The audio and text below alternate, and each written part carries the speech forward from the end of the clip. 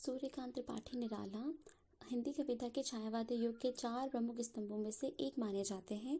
सूर्यकांत त्रिपाठी निराला का जन्म बंगाल की महिषादल रियासत जिला मेदिनीपुर में 21 फरवरी 1899 को हुआ था।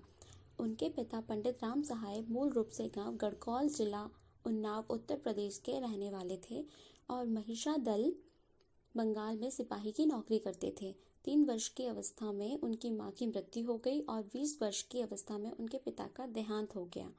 उनकी प्रारंभिक शिक्षा महिषादल गांव से बंगाली माध्यम में हुई। यहीं से इन्होंने हाई स्कूल की परीक्षा पास की। इसके बाद उन्होंने घर पर ही संस्कृत, हिंदी और अंग्रेजी साहित्य का अध्ययन किया। कुछ समय पश्चात वे अपने पैतृक गांव गढ़कौला उन्नाव आ गए। 15 वर्ष की अल्पायु में निराला का विवाह मनोहरा देवी से हो गया। उनकी पत्नी की प्रेरणा से ही वह हिंदी में कविताएं लिखने लगे, लेकिन 20 वर्ष की आयु में उनकी पत्नी की भी मृत्यु हो गई।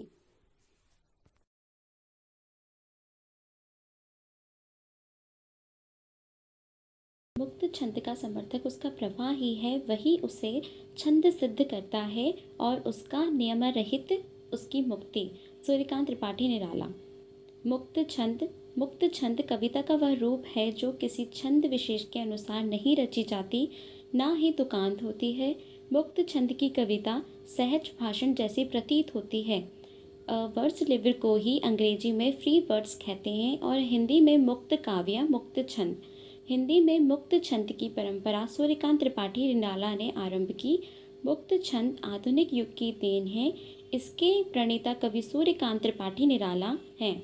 पाश्चात्य आधुनिक कविता में मुक्त छंद विटमैन की सबसे बड़ी देन है।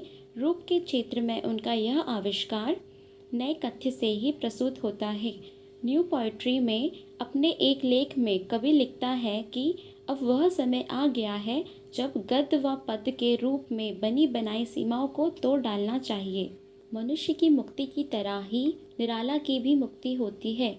मनुष्यों की मुक्ति कर्मों के बंधन से छुटकारा पाना है। कविता की मुक्ति छंदों के शासन से अलग हो जाना है। इसने कविता को तुक, मात्रा आदि बंधनों से मुक्त कर दिया, मगर लय का पूर्ण निर्वाह किया गया। निराला ने कविता को छंद के बंधन से मुक्त किया। मुक्त छंद की कविताएं कुकुरमुत्ता, बादल राग, जागो फिर एक बार आदि हैं। छायावादी कवि निराला ने अपनी पहचान अलग से बनाने के लिए चली आ रही रूढ़िवादी परंपरा, छंद परंपरा का निषेध कर नूतन छंद का आविष्कार किया। छायावाद काल में कवियों के पास नए नए विचार तो थे, उन नवीन विचारों के अभिव्यंजन हेतु नए छंदों की आवश्यकता हुई। आचार्य हजारी प्रसाद द्विवेदी ने सम्मति में इस प्रकार कहा कि नए छंद नए मनोभावों को जन्म देता है। निराला मुक्त छंद को आज जो इतना महत्व दिया जाता है, वही प्रारंभ में केचुआ अथवा रबड़ छंद के उपासपद नामों में अभिहित हुआ। मुक्त छंद वह है जिसके चरणों की संख्या और विचार और विस्तारपूर्ण, अनिश्चित एवं अस्वतंत्र रहते हैं। मुक्त छंद का आधार मात्रा, वर्ण तुक कुछ भी नहीं, केवल लय है। निराला मुक्त छंद को भी छंद की भूमि में मानते हैं, चाहे उसमें वर्ण, मात्रा, गण सभी का ध्यान रखा गया हो। मुक्त छंद तो वह है जो छंद की भूमि में रहकर भी मुक्त है। निराला जी ने घनाक्षरी अथवा कवित्व को ही मुक्त छंद का आधार माना है। निराला ने कहा कि हिंदी में मुक्त काव्य कवित्व छंद की बुनियादी पर सफल हो सकता है। निराला ने मुक्त छंद का आरंभ विजयवन बल्लरी से मुड़कर अंत तक किया। सूर्यकांत त्रिपाठी निराला मुक्त छंद कविताओं की विधा को दर्शाते एवं सार्थक करते हैं। प्रथम, कहन में संवेदनशीलता। विषय में विषय के प्रति कवि की पूर्ण ईमानदारी और संवेदनशीलता होना आवश्यक है। कवि का अपनी बात रखने का एक ढंग होता है। कविता किसी भी प्रकार की क्यों ना हो, किसी भी विचारधारा को प्रकट क्यों ना करती हो, उस सत्य को दर्शाने के लिए कल्पना का सहारा एक आवश्यक साधन बन जाता है। चूँकि सत्य हमेशा से कटु रहा है, तो विषय के प्रति संवेदनशीलता बरतना कवि का कर्तव्य हो जाता है। द्वितीय, प्रभावात्मकता। जब तक एक छंद मुक्त कविता में सशक्त भाव, सशक्त विचार और सशक्त बिंब नहीं होंगे, रचना की प्रभात्मकता ना तो क्षीण होगी, ना ही प्रभावशाली।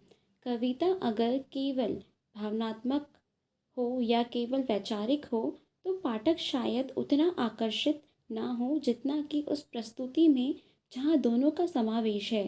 कोरी भावनात्मकता या कोरी वैचारिकता कविता के प्रभाव को क्षीण ही करते हैं।